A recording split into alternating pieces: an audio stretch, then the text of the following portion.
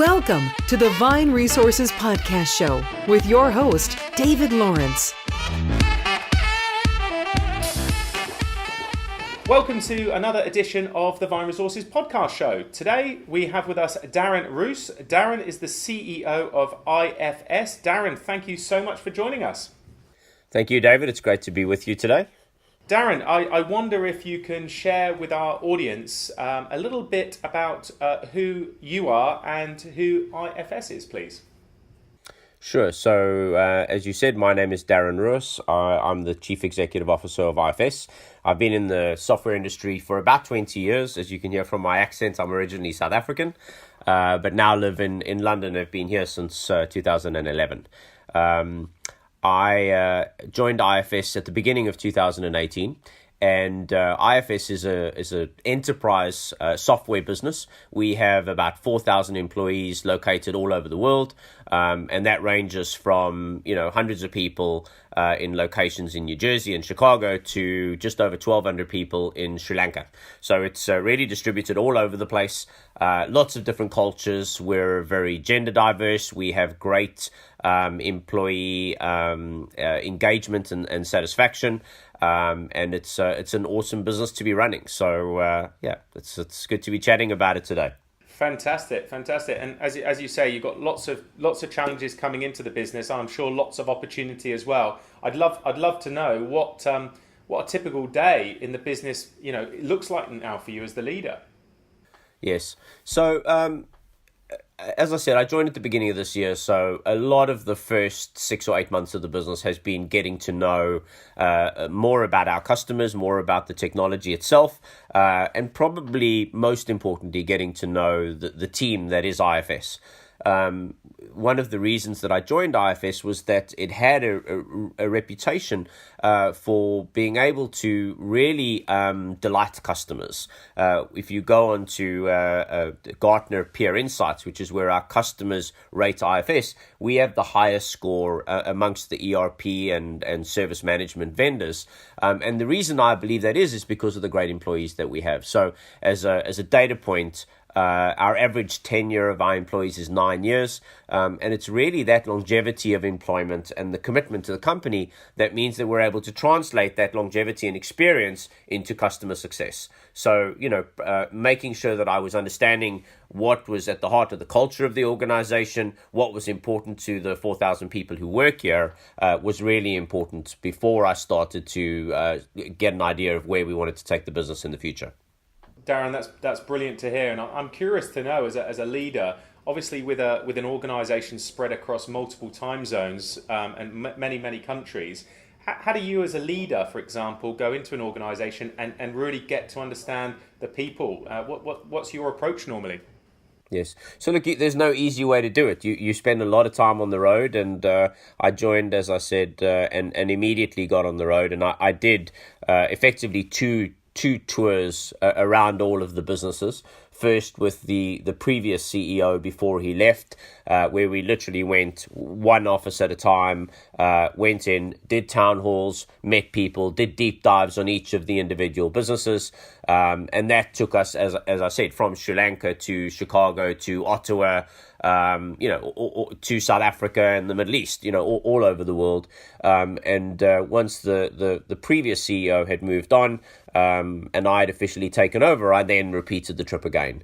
And there's no substitute for that human contact. Video conferencing is great and calls are great, but ultimately, if you're going to build trust and credibility, you need some contact, and that was an important process for me. So I think that was an important stage in getting to know the business. Fantastic. Darren, can you tell us about perhaps a person who's had an impact on you as a leader? Maybe he was even a mentor, and how that person has impacted you? Sure. So I actually met a guy called Peter Casey many years ago. I was working at Software AG at the time, and Peter was running a global recruitment business called Cladar Resources. And I met Peter. He was interviewing me for a potential role. And Peter, I remember still in that conversation, Peter talking to me about my management style and what was important about being a leader. And Peter and I have remained very, very close. It's probably been, just thinking about it, probably about 15 years now that Peter's been a really close part of my professional career. Peter's an interesting gentleman. He runs this global talent agency called Clara, as I said, but he also is currently running for president of Ireland, and he was also a dragon on Irish Dragons Den. So you can imagine he's a fascinating personality, but has been a great mentor and friend to me. Fantastic. Let's talk about employee engagement. So I'm curious to know what you're doing and plan to do from the top to keep the employees engaged in the company. I think having done this for a long time and worked for different CEOs, you get a good sense of what resonates with you as an individual. So I think one of the things about leadership is that you have to know when it's time to follow and when it's time to lead. And not everybody who follows well can be a leader, but I think everybody who is a leader needs to be able to follow. And as a follower, I got a good sense of the kind of person that I wanted to be led by. And that's really been my mantra, my guiding principle as I've taken on the role. So for me, what I respond well to is somebody who is accessible. I respond well to somebody who is authentic. I respond well to somebody who is very clear and articulate in what it is that they expect and where we're going. I respond very poorly to rhetoric and hyperbole and the things that I don't have confidence in, a lack of authenticity. And hence, as I came into the role, I worked very hard and do work very hard to make sure that I am accessible, and that involves me responding to, emails from a multitude of people on a daily basis that are, developers in our R&D organization, to individual salespeople, to people who are in training, who email me with suggestions and questions and concerns and, all manner of things. And it takes a lot of my time, and I think I believe a lot of CEOs would probably not do it, but I do respond to each and every one of them because I think it is very important that people feel like I care, because I do care. And it's more important to me that I'm accessible and that I'm authentic and that I am clear and direct and open as we take people on a journey of change. Because especially when you're driving a transformation agenda, if you can't embody those things, then you lose people. They don't come on the journey with you. Darren, thanks for sharing that. And I'm sure as an organisation with the kind of numbers you've got, it's very challenging to do that. So it's really great to hear that you make the time. You talk about change. I'm curious to hear what you see as the biggest challenge facing business leaders today in this ever-changing world.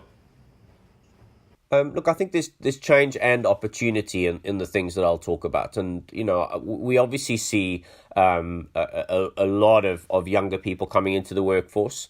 They have very different priorities. And, I'll give an example of this. We're in the process of looking for some new office space. And I was chatting to my son about it on the weekend. He's about to turn 10 years old. He's 9 at the moment. And I was telling him that we're going to have a games room. And I was, and it'll have a foosball table and it'll have a pool table. And I was chatting to him about this. And he said, but shouldn't it be a gaming room? And I said, what do you mean? He said, well, people want to, if they're going to take a break, they might want to be gaming, not playing a game. And it was a kind of enlightening moment for me, because I realized that, my way of thinking was very much an early 2000s way of thinking, whereas most of the people who would be recruiting today probably would be more interested in gaming than in playing foosball. So, I think the introduction of a lot more young people into our workplace with a very different set of requirements and expectations, particularly expectations around what we we will do and provide and the way that they want to work is the one big change. But again, it creates opportunity because they bring a diverse way of thinking. And then the second thing is something that I'm particularly passionate about, is a lot more gender equality. If I look at my leadership team, which is 50% woman, and I look at our workforce, which is very quickly becoming 50% woman, that creates a huge opportunity for us. But it also introduces challenges, because if you have a male-dominated workforce, then they feel threatened. And it's important that you take people on the journey of change and have them understand why we're affecting the change. And it really links back into the previous topic. Fantastic. Darren, I'm looking forward to hearing your son being on the board next year as well. What's the best piece of business advice you've ever received? That's a great question.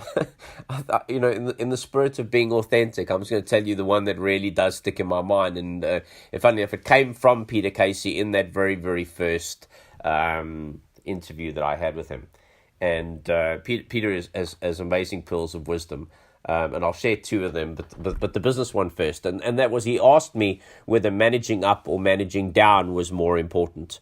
And as I say, it was about 15 years ago, and I said to Peter, managing down, and he said, why? And I said, well, I believe that if I deliver consistent results, and the quality of my output is good, then that will be recognized and I'll be promoted and progress in my career. And he looked at me and he smiled and he said, it's okay, you're young, you'll learn.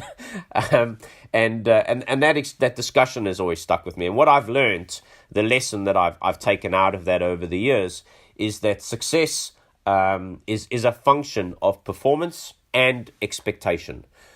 Success, the younger Darren thought that success was a function of performance, but it really isn't. People have to have their expectations managed, and then you need to perform. So the performance isn't optional, but that expectation management is incredibly important. And it doesn't matter what line of business you're in or the level that you're in, getting the right balance of delivering consistent performance but managing expectation is important, because you can deliver outstanding performance. If the expectation is higher than the performance that you're delivering, you will have been deemed to have failed. And that's obviously problematic. So that's the bit of business advice that sticks in my mind.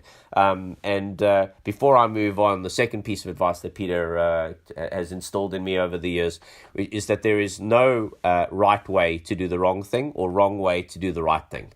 And I live by that principle, and it's one that I think has stood me in good stead.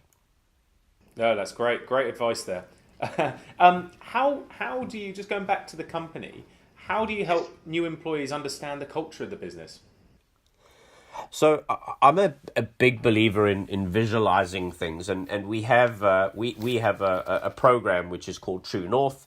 And True North is visualized by a lighthouse, and all over our internet, and we're users of Facebook Workplace on our as a collaboration tool. You see this image of the lighthouse, and that lighthouse is intended to guide people and be a constant reminder of what is important for us, and that True North is our customer.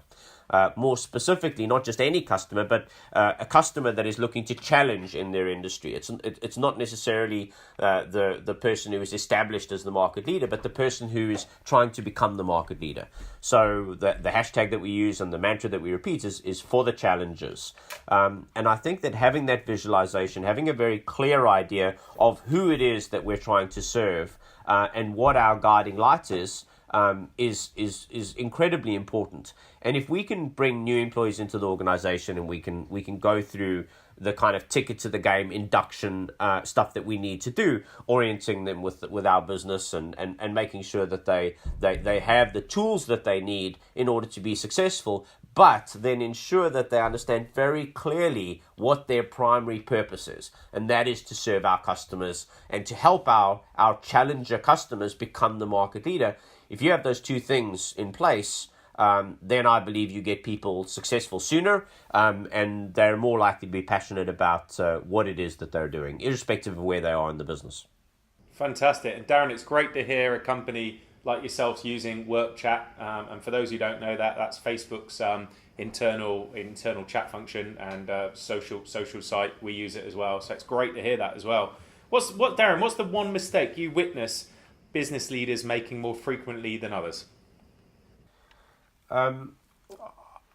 Every business is different, and I think that's important to recognise that is the case. And I think the mistake that I see most often is that leaders will come out of a business where they've been successful and they have a blueprint for success that has worked in the company where they were before, and they come in and they expect to be able to roll out the same blueprint in the new company, and it seldom works.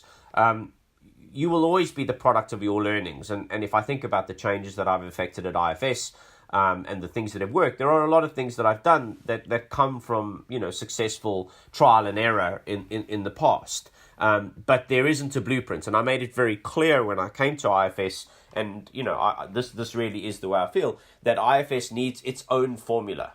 And I can bring the experience that I have, but ultimately the blueprint for success that we define needs to be a blueprint that is pulled together with the contribution of the employees in the company, and taking into account the nuances and uniqueness of this business. And that pertains to it pertains to the market in which you operate and technology which you sell and so on.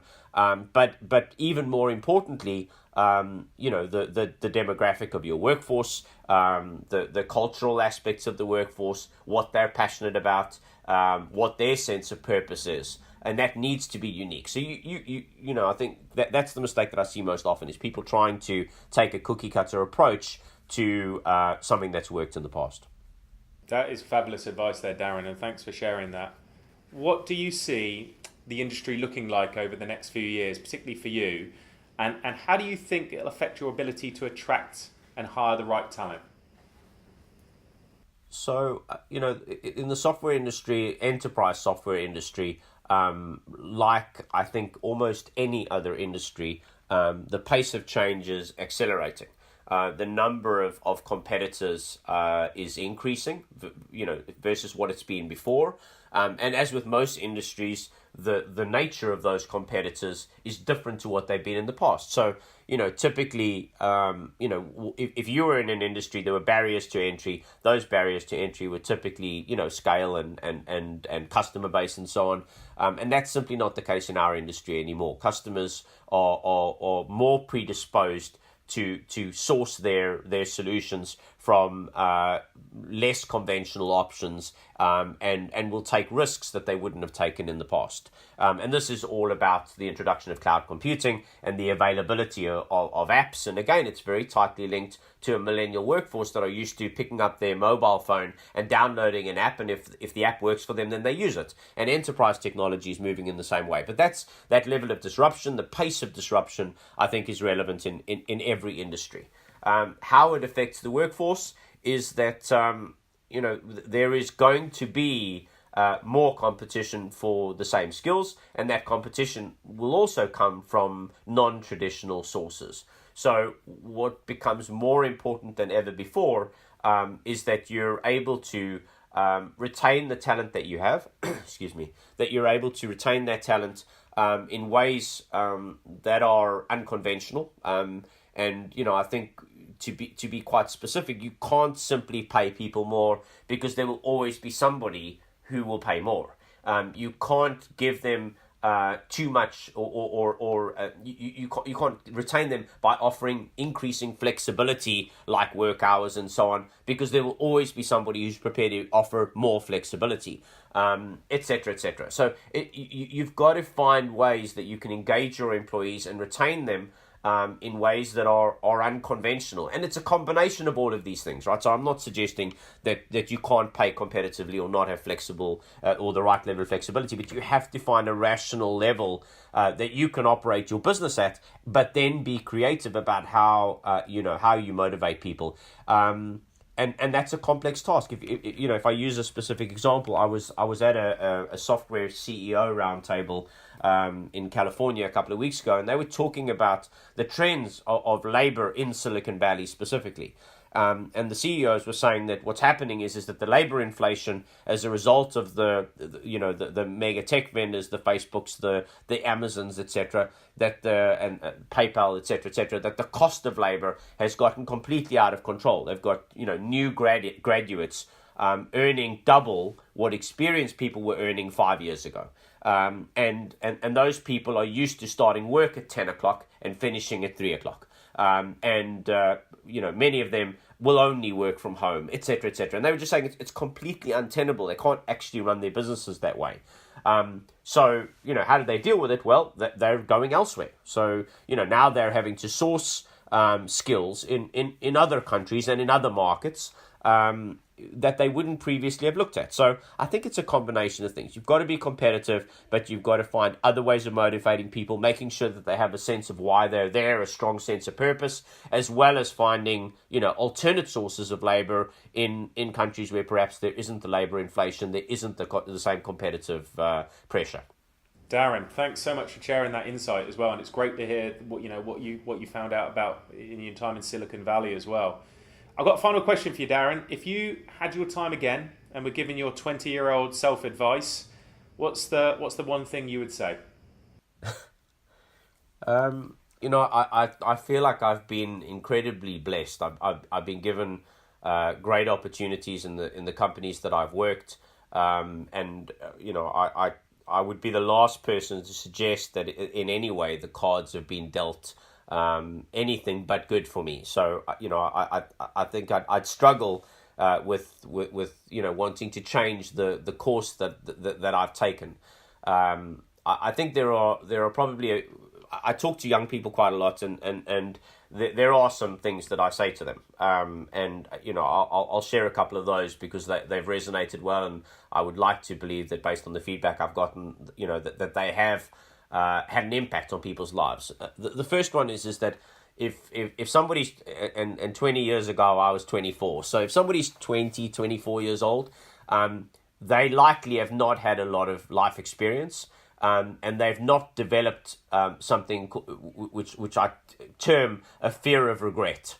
And what a fear of regret is that when you do something wrong, you drink and drive. I can think of some different examples which I'll stay off on the podcast. But when you make poor life decisions, they haven't made those mistakes, and as a result, they haven't paid the price for the poor decision, and hence they haven't developed what is a natural fear of regret. Okay, so they haven't felt the regret, and hence they haven't developed the fear.